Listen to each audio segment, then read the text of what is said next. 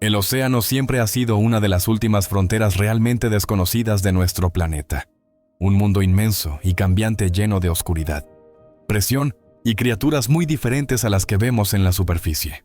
Hoy exploramos la historia de un soldador que trabajaba en las profundidades bajo una plataforma petrolera y que se encontró frente a algo que no pudo comprender. Algo capaz de cambiar de forma, modificar su color e incluso dejarlo inmóvil sin tocarlo en ningún momento.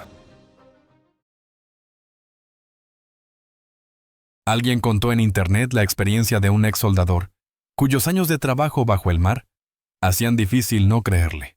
Había pasado años trabajando a cientos de pies bajo la superficie, en plataformas petroleras y tuberías. Muchas veces en agua helada y oscura.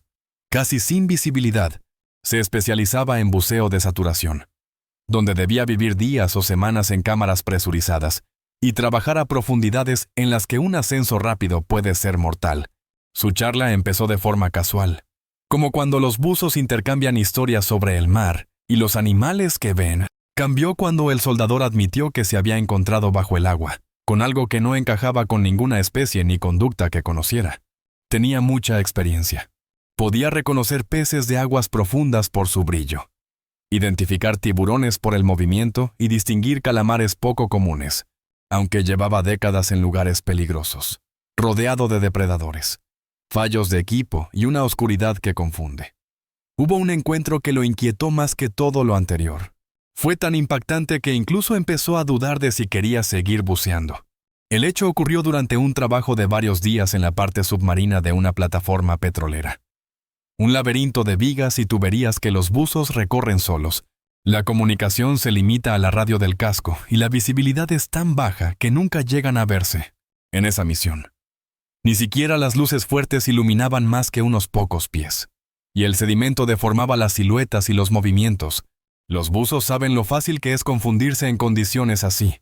Pero el soldador insistía en que lo que se le acercó en el quinto día no era equipo, ni restos, ni ninguna criatura marina que conociera. Fuera lo que fuera, llevó a este profesional veterano a cuestionar todo lo que creía saber sobre las profundidades del océano. El quinto día de una inmersión de saturación suele convertirse en rutina. Los primeros 20 minutos pasaron sin nada extraño. Hasta que dejaron de serlo, la primera señal fue una sensación física. Algo pesado presionó su espalda. Pensó que otro buzo se había acercado para llamar su atención, ya que a veces los toques directos son necesarios cuando la comunicación es limitada. Pero al girar, no había nadie. La radio seguía en silencio y no veía a ningún buzo cerca. Dudó un instante de lo que sintió. Tal vez una pieza del equipo se movió con la corriente, o una sacudida inesperada lo empujó. Las plataformas suelen generar corrientes impredecibles. Parecía una explicación lógica. Luego pensó en la fauna marina. Las plataformas atraen grandes grupos de peces que usan la estructura como refugio. Y estos cardúmenes pueden moverse como una masa compacta que ejerce presión al pasar junto a un buzo. También era posible. Entonces sucedió otra vez. Y esta vez giró lo bastante rápido para ver lo que lo había tocado. Y lo que vio lo dejó en shock. La criatura parecía un calamar. Pero la comparación no le hacía justicia. Tenía rasgos de cefalópodo mezclados de una forma que parecía imposible. Su cuerpo cambiaba de forma, estirándose como una cinta, contrayéndose en un bloque pequeño y luego expandiéndose en algo totalmente distinto. Sus colores cambiaban igual de rápido. Había visto a pulpos y sepias usar camuflaje y señales, pero esto era mucho más complejo. Oleadas de color recorrían su cuerpo. Patrones aparecían y se desvanecían sin pausa, y destellos de bioluminiscencia iluminaban el agua. El efecto era casi hipnótico. Entonces llegó la parálisis. Estaba completamente consciente. Reconocía la estructura, su equipo y el frío del agua. Pero no podía mover ningún músculo. Sus brazos, piernas e incluso los dedos no respondían. Sentía como si el enlace entre su mente y su cuerpo se hubiera cortado. No era narcosis por nitrógeno, que causa confusión, ni enfermedad por descompresión, que aparece poco a poco y provoca dolor. La única comparación posible era con ciertas habilidades de los cefalópodos, sus cambios de color y los casos registrados de sepias que hipnotizan a sus presas. Pero esta criatura hacía algo mucho más avanzado. Ningún cefalópodo conocido podía inmovilizar a un humano sin tocarlo, ni usar veneno. Nadie más vio lo ocurrido. Estaba trabajando detrás de una pieza enorme que bloqueaba la vista. Y los demás buzos estaban repartidos por otras zonas de la estructura. El encuentro ocurrió por completo dentro de su pequeño espacio de visibilidad, dejándolo como único testigo de lo que pasó bajo la plataforma. Si te gustó el video, no te quedes solo con el me gusta. Cuando lo veas desde el móvil, toca también ese hype. Solo toma unos segundos y ayuda a que el video llegue a mucha más gente. Y ahora, seguimos. A medida que la criatura se acercaba, su comportamiento fue cambiando, a unos 6 o 9 metros. Sus cambios de forma y los pulsos de color eran rápidos e intensos, pero cuando entró en un radio de unos 3 metros, esas variaciones se hicieron más lentas. Mientras su espectáculo visual disminuía, el buzo empezó a recuperar el control del cuerpo, primero en los dedos de manos y pies, luego en brazos y piernas, hasta que la parálisis desapareció por completo. La criatura se quedó flotando unos instantes, y después se alejó con movimientos suaves y tranquilos, perdiéndose en la oscuridad. Cuando se marchó, un fuerte dolor de cabeza lo golpeó de repente, seguido de un mareo intenso que lo obligó a apoyarse en la estructura para no perder la orientación. Algo siempre peligroso a esa profundidad, a pesar del malestar. Cumplió el protocolo, avisó a la superficie y regresó a la cámara. Aclaró que antes de la inmersión se sentía perfectamente sano. No había tomado ninguna sustancia y su equipo había funcionado sin fallos. Estaba convencido de que lo vivido no había sido una alucinación ni un problema médico. Calcular el tamaño de la criatura fue complicado por el aumento visual del agua y la escasa visibilidad. Pero estaba seguro de que era mucho más grande que él. Después del encuentro, se dedicó Pi a buscar información en libros de biología marina, artículos científicos, guías de identificación y referencias sobre las profundidades. Consultó a otros buzos y a biólogos, pero no encontró ningún cefalópodo conocido con esa combinación de tamaño, capacidades y comportamiento. No contó nada a nadie más, porque temía que sus compañeros o superiores pensaran en narcosis, fallos de equipo o falta de aptitud para el trabajo. Acusaciones capaces de arruinar la carrera de un buzo profesional. Tras años de trabajar sin miedo en entornos peligrosos, empezó a sentirse inquieto cada vez que tenía que volver al agua.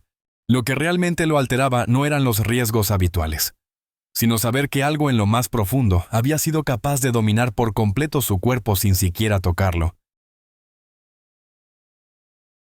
A pesar de siglos de investigación y del uso de tecnología moderna, gran parte de los océanos de la Tierra sigue siendo un misterio. Hemos logrado mapear planetas lejanos con más detalle que nuestro propio fondo marino. No por falta de interés, sino porque explorar el océano es extremadamente difícil y costoso. Menos de una quinta parte ha sido estudiada. El resto continúa sin registrarse, con enormes zonas a las que nunca han llegado sumergibles, cámaras ni barcos de investigación. La magnitud por sí sola resulta impresionante. Los océanos cubren cerca del 71% del planeta, unos 139 millones de millas cuadradas. Más superficie que todas las tierras emergidas juntas. Explorar solo una pequeña parte exige recursos enormes. La profundidad añade desafíos aún mayores, aunque los satélites pueden medir la superficie. Conocer lo que hay debajo requiere muestreo directo o sonar. La profundidad promedio ronda los 12,100 pies, y muchas zonas descienden mucho más, superando los 36,000 pies. En esos niveles, las condiciones son incluso más extremas que en el espacio. La luz solar desaparece rápido, dejando la mayor parte del océano en completa oscuridad. La presión aumenta sin pausa, una atmósfera cada 33 pies, llegando a unas 370 atmósferas en la profundidad media y más de 1,000 en los puntos más hondos. Estas fuerzas pueden destruir cualquier equipo que no esté preparado para esas condiciones.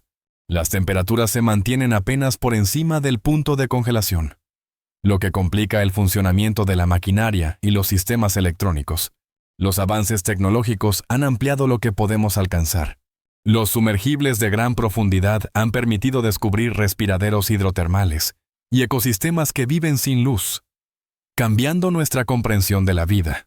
Los vehículos operados a distancia pueden permanecer en zonas extremas durante largos periodos, tomando muestras y grabando imágenes.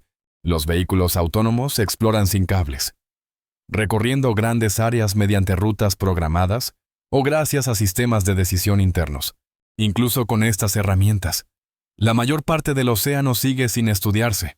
Cada misión aporta hallazgos nuevos, especies desconocidas, formaciones geológicas y pistas sobre cómo el océano regula el clima y sostiene los ecosistemas del planeta, recordándonos cuánto queda aún por descubrir bajo la superficie. Uno de los datos más sorprendentes de la exploración moderna es que hemos cartografiado más de la superficie de la Luna que de los fondos de nuestros propios océanos. Parece extraño, ya que la Luna está a unas 239.000 millas y el océano está aquí mismo. Pero esta diferencia existe porque estudiar la Luna con instrumentos remotos es mucho más sencillo que investigar las profundidades marinas. La Luna no tiene atmósfera, ni agua, ni clima que interfiera con las observaciones. Telescopios, satélites y orbitadores pueden obtener imágenes muy detalladas, porque la luz y las ondas de radio viajan por el espacio sin obstáculos y rebotan con claridad en su superficie. El océano ofrece lo contrario. El agua bloquea muy bien las señales electromagnéticas. La luz solo alcanza los pocos cientos de pies superiores, y las ondas de radio se pierden después de unos pocos pies. Las herramientas que usamos para estudiar mundos lejanos simplemente no funcionan bajo el agua. No podemos fotografiar el fondo marino desde una órbita ni analizarlo con radar. Para mapearlo, dependemos del sonar. Ondas de sonido enviadas desde barcos que calculan la profundidad midiendo los ecos. Este método sirve, pero es lento y caro. Un satélite puede capturar miles de millas cuadradas de la Luna en minutos. Un barco con sonar puede tardar semanas en cubrir un área similar del fondo oceánico. Por eso solo una pequeña parte del fondo marino ha sido cartografiada con alta resolución. La mayoría de los mapas muestran formas generales y no detalles finos, lo que dificulta identificar estructuras pequeñas o hábitats específicos. El mapeo detallado suele centrarse en las zonas costeras, las rutas marítimas importantes y las regiones con interés científico o económico. Mientras tanto, enormes extensiones del océano profundo, sobre todo las cuencas remotas alejadas de la costa, siguen casi sin estudiarse. Contamos con datos batimétricos generales, que indican profundidades aproximadas, pero conocemos muy poco sobre la verdadera complejidad de estos paisajes escondidos bajo el mar.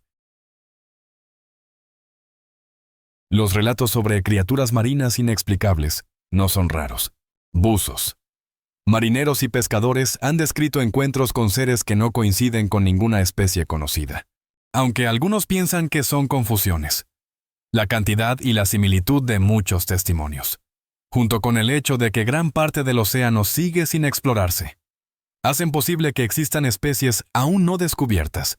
Algunos investigadores también han planteado ideas poco comunes sobre ciertos cefalópodos.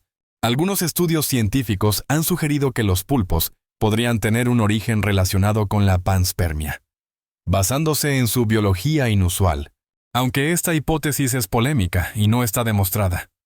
Surge de características que los distinguen de otros animales. Los pulpos muestran una inteligencia notable.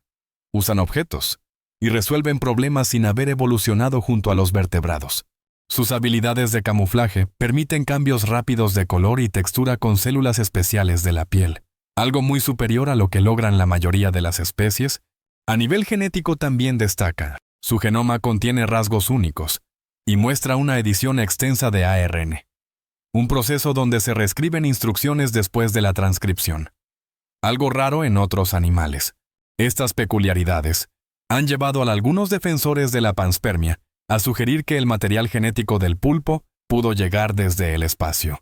Aunque esta idea sigue siendo especulativa, independientemente de su origen, los pulpos están entre las criaturas más singulares del planeta, y sus parientes, como los calamares y las sepias, comparten muchas de estas características. Algunos calamares alcanzan tamaños impresionantes. El calamar gigante, Architeuthis dux, es uno de los invertebrados más grandes conocidos. con longitudes de hasta 43 pies y pesos cercanos a las 600 libras. Gran parte de su masa proviene del manto y de sus largos tentáculos de alimentación. Los científicos creen que podrían existir ejemplares aún mayores en zonas profundas poco exploradas. Considerando la inmensidad del océano y la existencia de animales tan extraordinarios como los cefalópodos actuales, no resulta imposible que algunos buzos se encuentren ocasionalmente con organismos que aún no han sido documentados. Los calamares gigantes tienen un manto, que es la cavidad principal del cuerpo, que puede alcanzar unos 8 pies de largo. Esta estructura musculosa les permite moverse con agilidad en las aguas profundas. Desde el manto salen 8 brazos cubiertos de ventosas fuertes, rodeadas de anillos dentados, lo que les permite sujetar y controlar a sus presas con gran fuerza. También cuentan con 2 tentáculos de alimentación que pueden extenderse hasta unos 30 pies. Estos apéndices son más delgados y flexibles, y terminan en unas partes más anchas llenas de ventosas adicionales. Los calamares gigantes lanzan estos tentáculos hacia adelante para atrapar presas a cierta distancia, y luego las acercan hacia sus brazos y su pico. En el centro de los brazos se encuentra un pico de quitina muy afilado, capaz de cortar a sus presas. Detrás del pico está la rádula, un órgano parecido a una lengua con pequeños dientes que ayuda a procesar la comida antes de la digestión. A pesar de su tamaño, los calamares gigantes siguen siendo poco comprendidos. Viven a profundidades de alrededor de 1000 a 3000 pies, y a veces incluso más, lo que los mantiene fuera del alcance de la observación común. La mayoría de lo que sabemos proviene de cuerpos arrastrados por la marea o atrapados en redes, que permiten estudiar su anatomía pero revelan poco sobre su comportamiento, su reproducción o sus hábitos de caza. Durante décadas, ver a un calamar gigante vivo parecía imposible. Eso cambió en 2012, cuando el investigador japonés Tsunemi Kubodera y su equipo grabaron por primera vez a uno en su entorno natural cerca de las islas Ogasawara, con una cámara de gran profundidad y un señuelo bioluminiscente. Registraron al animal acercándose al equipo, con su piel cambiando de color mientras se movía. Las imágenes mostraron que estas criaturas enormes nadan con una sorprendente elegancia, usando aletas en su manto para ajustar su posición. Después se han registrado más avistamientos. En 2019, unos investigadores filmaron un calamar gigante en el Golfo de México, la primera grabación de este tipo en aguas estadounidenses. Cada nueva observación amplía nuestro conocimiento. Aunque todavía queda mucho por descubrir sobre estos animales, debido a las profundidades en las que viven y a lo difícil que es estudiarlos en su ambiente natural. Los científicos siguen encontrando nuevas especies marinas de forma constante, lo que muestra lo poco que conocemos realmente sobre la biodiversidad del océano. Calcular cuántas especies nuevas se descubren cada año es difícil porque enormes zonas del mar, sobre todo las profundidades, aún no han sido exploradas.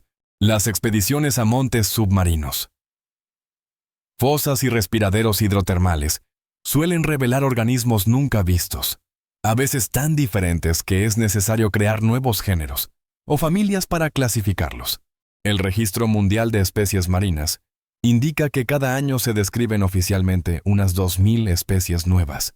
Estas son especies que han pasado por todo el proceso científico de análisis, documentación y asignación de nombre. El número real es mayor, ya que muchos ejemplares permanecen guardados en colecciones esperando su descripción formal. Un proceso que puede tardar años debido a la falta de especialistas y recursos.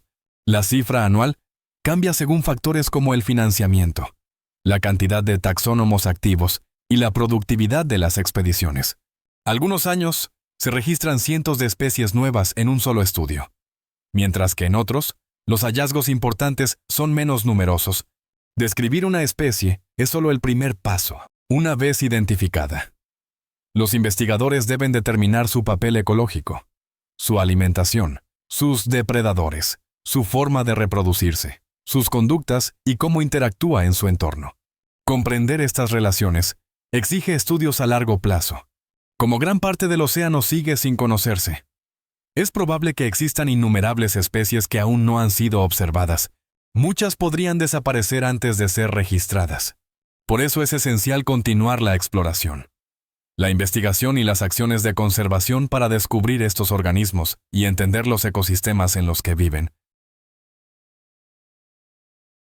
Los científicos han identificado varias razones por las que mapear los océanos sigue siendo tan complicado. La profundidad promedio de unos 3.800 metros oculta variaciones extremas, mientras algunas zonas son poco profundas. Fosas como la fosa de las Marianas llegan a casi 11.000 metros. A esas profundidades, la presión es enorme y exige equipos diseñados para soportar fuerzas que aplastarían materiales comunes. Cámaras, sistemas electrónicos y mecanismos deben estar sellados, reforzados y probados para condiciones mucho más duras que las de la superficie. Los océanos cubren más del 70% del planeta, más de 139 millones de millas cuadradas, lo que convierte su mapeo completo en una tarea gigantesca. Incluso con fondos ilimitados, estudiar esta extensión con detalle tomaría décadas. Solo una pequeña parte del fondo marino ha sido cartografiada con una resolución comparable a la de las superficies terrestres. El mapeo depende sobre todo del sonar, que envía ondas de sonido hacia abajo y mide el tiempo que tardan en regresar, aunque funciona bien. El sonar necesita que los barcos estén cerca del área que se va a estudiar. Los buques de investigación deben avanzar lentamente en líneas superpuestas, un proceso llamado cortar el césped, para crear mapas detallados. Esto es costoso. El tiempo de barco, el combustible, el mantenimiento del equipo y los salarios de la tripulación hacen que las campañas prolongadas sean difíciles de sostener. Por eso, los mapas de alta resolución suelen limitarse a zonas de interés científico o económico. Las condiciones ambientales complican aún más la exploración. El clima puede detener las misiones, dañar equipos o dificultar el despliegue de instrumentos. Las corrientes fuertes pueden desviar barcos o interferir con los vehículos submarinos. Cambios en temperatura, salinidad y sedimentos afectan la precisión del sonar. Incluso en condiciones tranquilas, se requieren ajustes constantes. A diferencia de la tierra firme, el fondo del océano no puede observarse directamente. Los investigadores no pueden caminar o volar sobre la mayoría de las zonas. Cada medición necesita herramientas especializadas, planificación cuidadosa y muchos recursos, lo que explica por qué gran parte del océano sigue sin mapearse y continúa siendo poco conocida. Calcular el número total de especies marinas es muy difícil porque gran parte del océano sigue sin explorarse. Unas 250.000 especies han sido descritas oficialmente, pero los investigadores estiman que podrían existir entre 500.000 y 10 millones más, especialmente en las profundidades y en comunidades microbianas. Las especies van desde diminutos organismos del plancton, base de las cadenas alimentarias, hasta los animales más grandes del planeta, como las ballenas azules. La vida marina habita desde arrecifes iluminados por el sol, hasta fosas oscuras, donde los organismos dependen de la quimiosíntesis. La biodiversidad marina incluye adaptaciones sorprendentes. La bioluminiscencia sirve para cazar, comunicarse o defenderse. El camuflaje avanzado aparece en cefalópodos y en especies como los dragones marinos foliados y los peces piedra. La tolerancia extrema a la temperatura se observa en peces antárticos con proteínas anticongelantes y en gusanos Pompeya que sobreviven cerca de respiraderos hidrotermales. Los océanos también regulan el clima del planeta.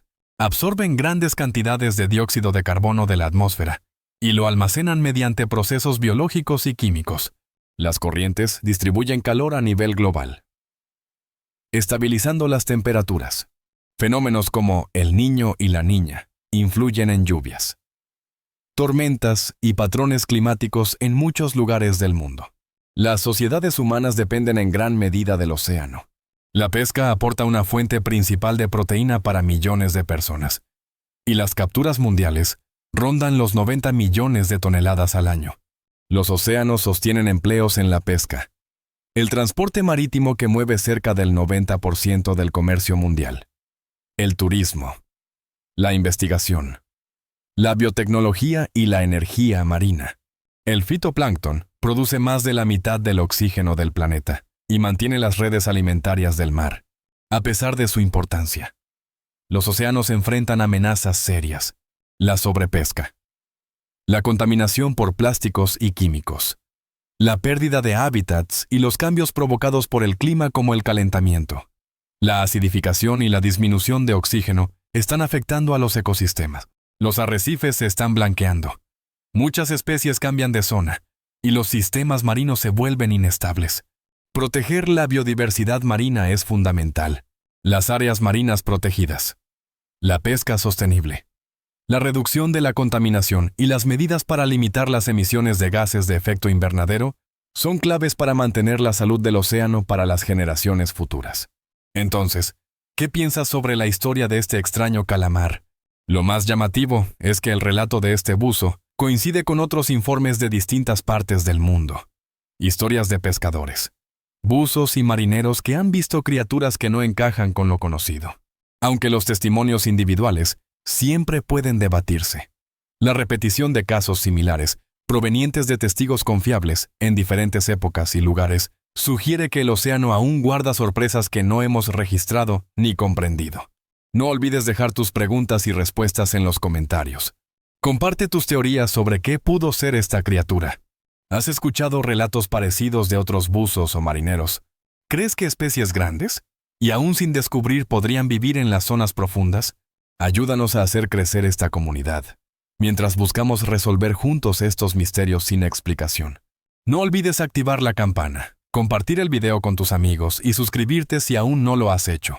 Y si quieres descubrir más sobre hallazgos bajo el agua, mira mis videos sobre capturas sorprendentes de pescadores, donde aparecen animales que desafían lo que imaginamos. Toca la pestaña que aparece ahora en tu pantalla. Disfrútalo. Gracias por estar con nosotros. Deja un comentario, dale me gusta para mostrar tu apoyo y recuerda suscribirte para más videos emocionantes. Nos vemos la próxima vez.